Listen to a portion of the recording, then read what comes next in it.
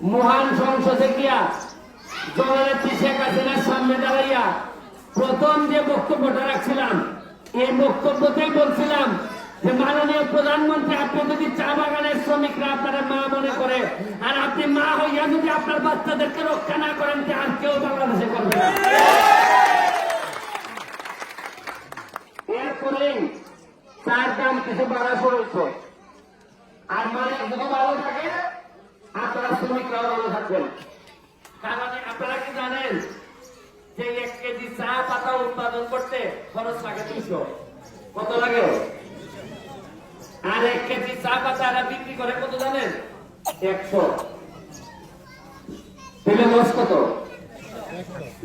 মানে বানাইতে লাগে 200 আর বিক্রি করে 100, কত লস হয়?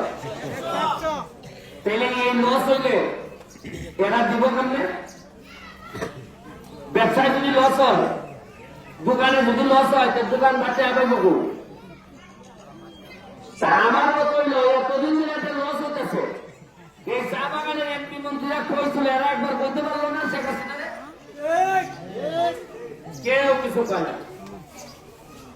যাই হোক, আমি কথা বাড়াইতাম না। বাচ্চা কাচ্চার পড়াশোনাটা বন্ধ করা যাবে না।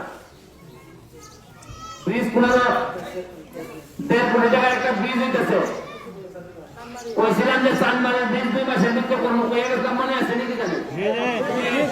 2 মাসের মধ্যে কান ধরাইছি। শুধু চা বাগান গুলাতে আমি পর্যটনের ব্যবস্থা করতেছি, বিদেশ থেকে মানুষ আইবা, এই টাকা ঘোরাঘুরি করবো, এখান থেকে তোমরা টাকা ইনকাম করবা। এখন আর বাগানের মালিকের উপর পুরা বিশ্বাস করা যাবে না। এরা এখন কি করে বোঝা বড় মুশকিল। তবে আপনারা যথার্থ যতদিন আপনারা ছেলে মনে করে আমার এমপি বানায় রাখছেন, মনে রাখেন আমি আপনাদের প্রকৃত একটা বাচ্চার মতো, আপনাদের পেটের বাচ্চা যেভাবে আপনাদের পাশে দুঃসময়ে থাকার কথা, আমি ব্যারিস্টার সুমন এমপি যতদিন আছি বা এরপরে নাও যদি থাকি, তাও চা বাগানে আমার মায়ের অধিকার নিয়ে আমি আপনাদের সাথে থাকবো। আসলে আমার জন্য আশীর্বাদ রাখবেন, আপনাদের জন্য আশীর্বাদ করলো।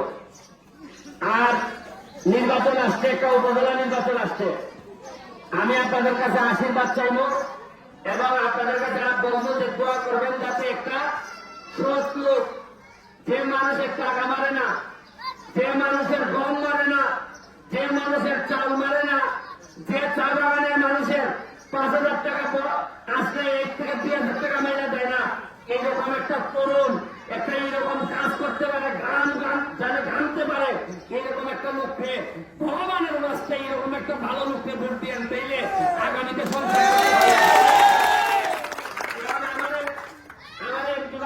আমি সব ধরেন। আর যদি আবার পরবর্তীতে চেয়ারম্যান, উপজেলা চেয়ারম্যান বানানো সব, তাহলে টাকা আপনাদের কাছে আইব। আমি জায়গার থেকে বরাদ্দ আনবো আর এখানে খাইয়া শেষ করে দেব।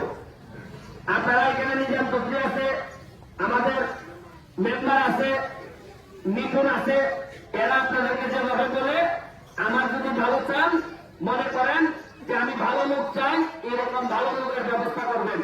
আর সারা জীবন নাইলে কিন্তু ভুগতে হইব। ভালো সময় আজকে যেটা আমাদের ভোটটা নির্বাচিত করছেন, এই জন্য দুঃসময় আইসে এখানে বসে গেছি।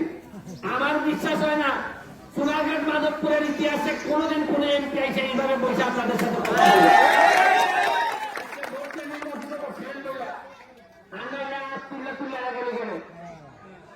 আমি আজকে পর্যায়ে গেলাম, আগামী সপ্তাহে যখন যদি এরকম হয়, আমি আপনাদের সাথে আছি। আমার জন্য আশীর্বাদ রাখবেন, আপনাদের জন্য আশীর্বাদ থাকবো।